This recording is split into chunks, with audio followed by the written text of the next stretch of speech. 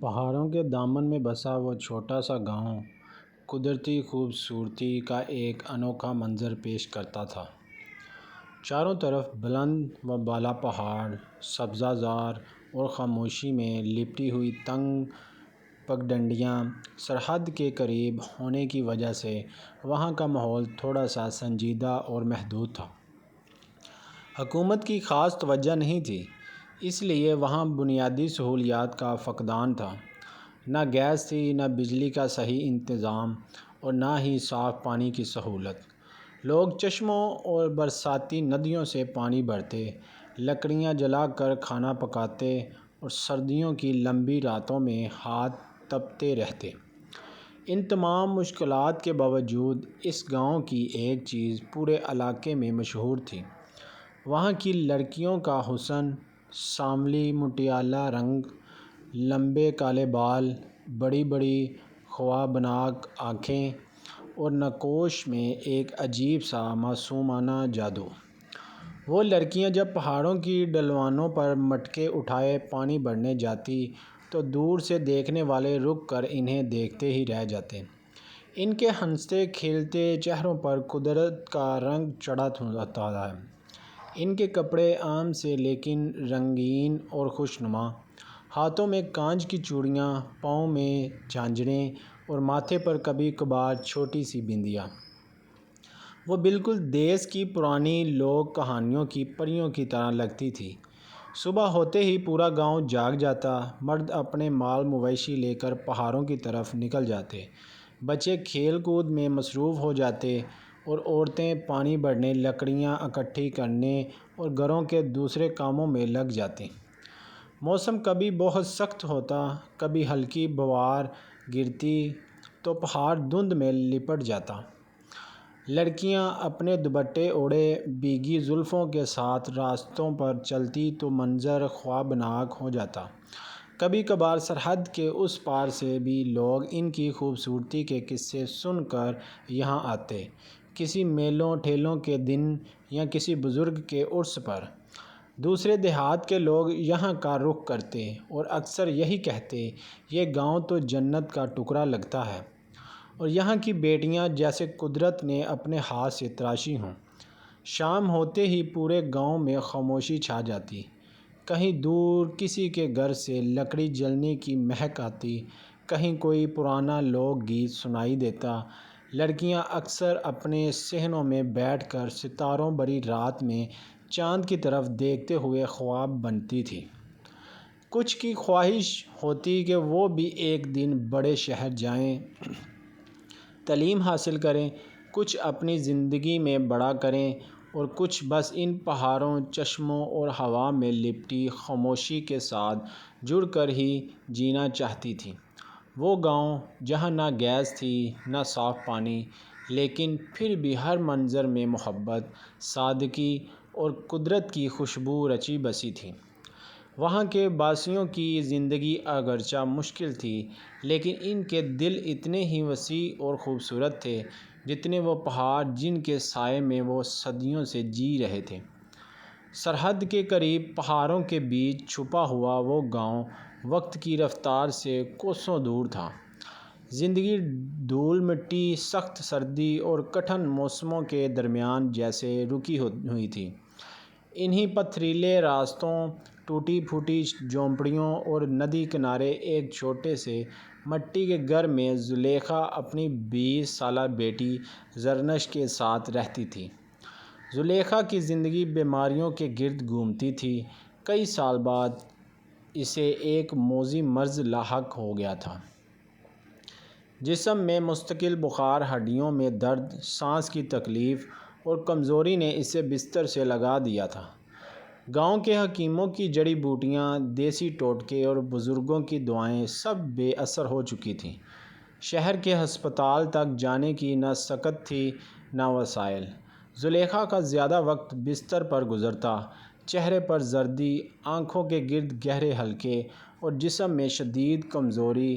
کبھی کبھار درد کی شدت سے کراہتی تو سارا گھر اس کی سانسوں کے ساتھ ہلتا محسوس ہوتا۔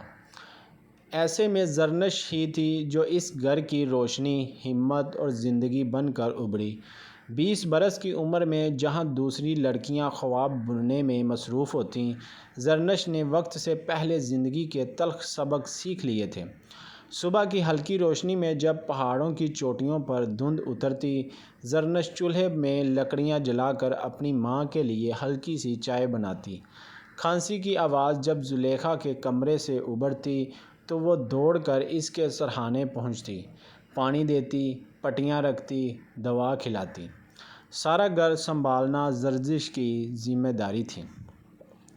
ندی سے پانی بھر کر لانا، جانوروں کو چارہ ڈالنا، گائیں اور بکریوں کا دودھ دونا، پھر شام کے وقت گاؤں کے مختلف گھروں میں جا کر دودھ بیچنا، یہ سب اس کی روزمرہ کی زندگی کا حصہ تھا۔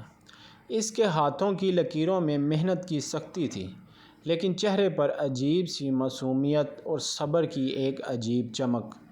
لمبے سیاہ بال اکثر بے ترتیب کھلے ہوتے، مگر ان میں قدرتی خوبصورتی ایسی تھی کہ دیکھنے والے دیکھتے رہ جاتے۔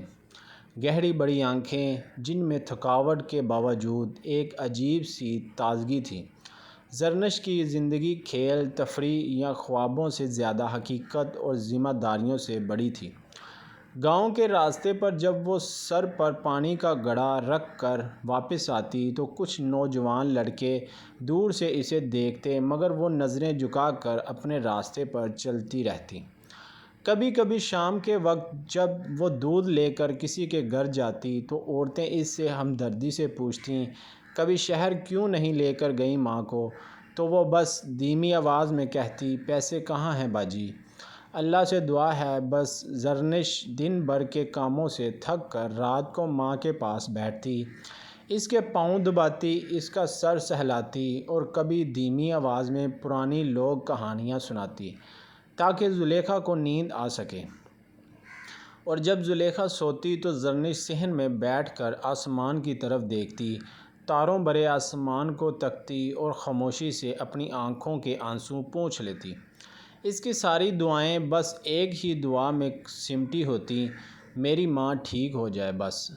سردیوں کی سخت راتوں میں جب ٹھنڈی ہوائیں دروازے کے سوراخوں سے اندر آتی تو زرنش اپنی ماں کے لیے 2 کمبل اور اپنی طرف بس ایک چادر لے کر لیٹ جاتی۔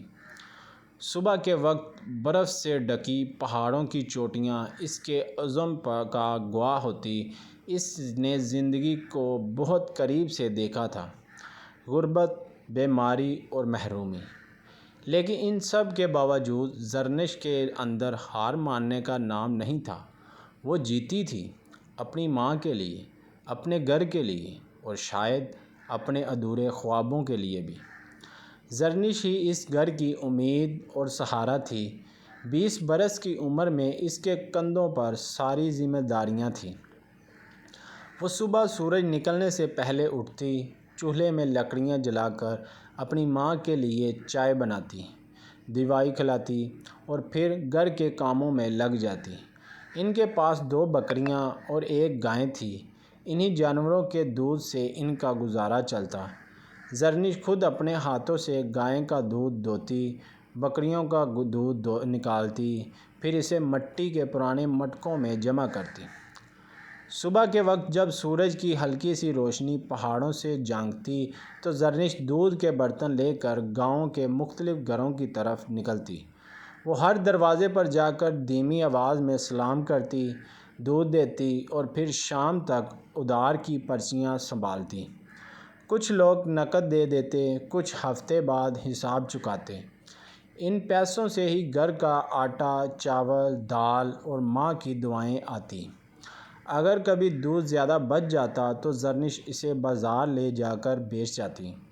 جانوروں کی دیکھ بھال بھی زرنش ہی کرتی، صبح ان کے لیے گھاس کا بندوبست کرنا، دوپہر کو پانی پلانا، شام کو صاف کرنا اور سردیوں میں انہیں ٹھنڈ سے بچانے کے لیے گھروں کے اندر باندھ دیتی۔ بکریوں کے بچوں کی دیکھ بھال، بیمار جانوروں کو دیسی علاج، سب کچھ وہ خود ہی کرتی۔ وہ جانتی تھی کہ یہی جانور ان کی زندگی کا سہارا ہیں۔ اگر یہ نہ ہوتے تو شاید ان کے چولہے میں آگ جلنا بھی مشکل ہوتا۔ زرنش کے ہاتھ ہمیشہ کام میں مصروف رہتے، اس کی ہتھیلیوں میں محنت کے نشان تھے، لیکن اس کی آنکھوں میں تھکن کے باوجود امید کی ایک چمک باقی رہتی۔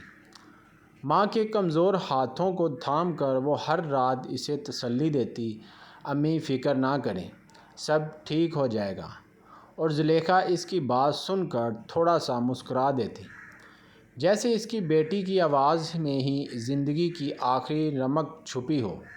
یہی دن رات کا سلسلہ تھا، بیماری، غربت، محنت اور قربانی، لیکن زرنش نے کبھی ہمت نہیں ہاری تھی۔ اس کے مضبوط قدم، خاموش دعائیں اور ماں کے لیے محبت، بس یہی اس کی دنیا تھی۔ زلیخا کے گھر سے کچھ فاصلے پر پہاڑی ڈھلوان کے دوسرے سرے پر ایک چھوٹی سی فوجی چوکی تھی۔ بارڈر کے قریب ہونے کی وجہ سے یہ چوکی بہت اہم سمجھی جاتی تھی، لیکن سہولیات کا حال وہاں بھی کچھ زیادہ بہتر نہیں تھا۔ اس چوکی پر ہمیشہ صرف ایک ہی آرمی افسر تعینات رہتا۔ 6 مہینے بعد اس کی پوسٹنگ کسی اور جگہ کر دی جاتی اور اس کی جگہ نیا افسر آ جاتا۔ وہ اکیلا ہی وہاں اپنی ڈیوٹی دیتا، موسم کی سختی، تنہائی اور خاموشی میں اپنی ذمہ داریاں نبھاتا۔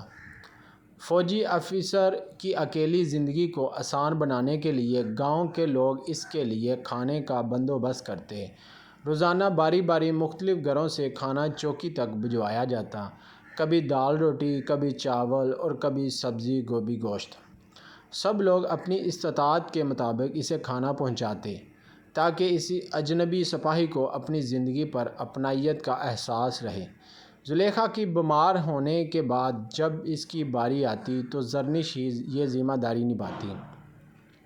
زرنش صبح کا دودھ دو کر فارغ ہوتی تو اپنی ماں کے لیے ہلکی سی چائے اور کچھ کھانے کے بعد آرمی افسر کے لیے کھانا تیار کرتی، کبھی آلو گوشت، کبھی سبزی اور اکثر روٹیاں جو اس کے ہاتھ سے نرم اور گرم ہوتیں۔ لکڑی کے چولہے پر پکنے والی چیزوں میں ایک الگ سا ذائقہ ہوتا جو گاؤں کے لوگوں کے خلوص اور محنت کی خوشبو سے بھرا ہوتا۔ مٹی کے چھوٹے سے تھال میں کھانا رکھ کر وہ چوکی کی طرف چل پڑتی۔ راستہ دشوار تھا، پہاڑوں پہ چلنے کی اس کو عادت ہو چکی تھی۔